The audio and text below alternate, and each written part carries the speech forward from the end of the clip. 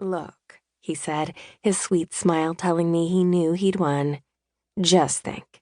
If I get this gig, we'll be better off. We can't take classes and live off Skippy and ramen while we wait for something to happen. Aren't you tired of waiting, baby girl? Yes, but... He popped his hip and pursed his lips.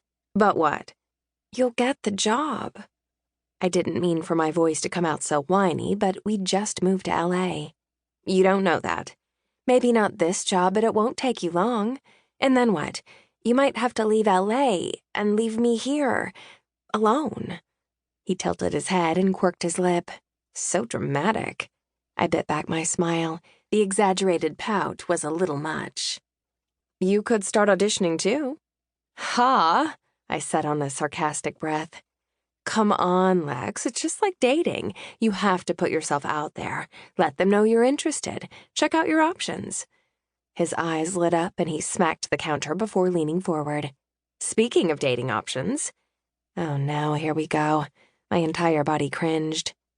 There is this gorgeous hunk of a man who teaches some of my classes. Do you know Reggie Maynor? He fanned himself with his hand as his lids fluttered dramatically. Dear Lord. But when he looked up and my expression hadn't changed, he threw his hand down while rolling his eyes. Doesn't matter. You'd know who he was if you saw him. Anyway, he was trying to be sly, but he was asking about you today. I knew exactly who he was talking about, but I didn't come to LA to find a man. So I chose to ignore his second attempt at changing the conversation. You know I'm not ready to audition yet. I thought we both wanted to get some training first, and we've been training our whole lives. This is why we're here. Besides, what better training than to audition and check out the competition? I snapped my mouth shut. He was right, but I wasn't ready to pay the ultimate price of my dream, losing my best friend. Not yet. Frustration shook through me. Who gave you the invite? Her name's Janelle. She scouts for a bunch of artists. Heard she's friends with that dreamy choreographer you love too, Theodore Noska. When his eyebrows wiggled suggestively, I picked up the nearest object and chucked it at him. My black and pink tennis shoe smacked him in the chest, causing him to shoot me a glare and stab a finger in the air. I'm dragging your freckled ass to the next open audition just for that. I wanted to scream.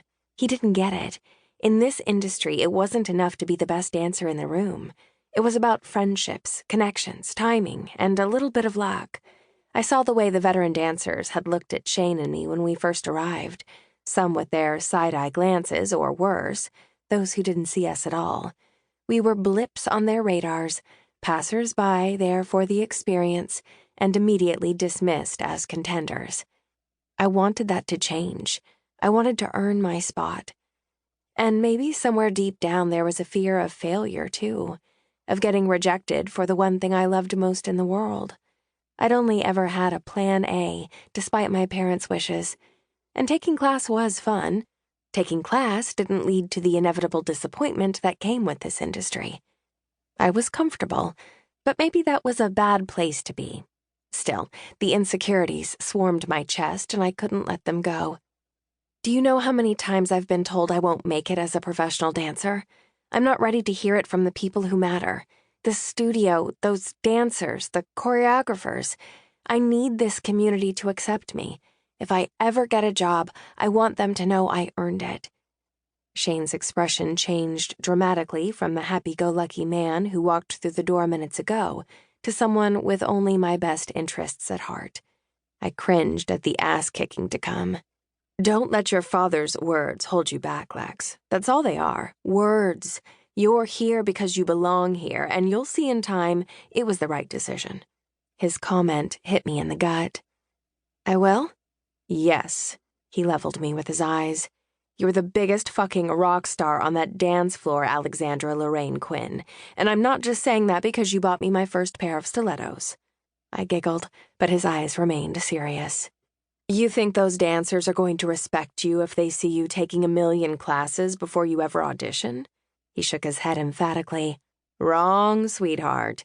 They won't even know your name until you slap a numbered sticker on those tight abs of yours, strut onto that dance floor like you think you're Beyoncé, and then fail again. And third, his eyes narrowed on mine.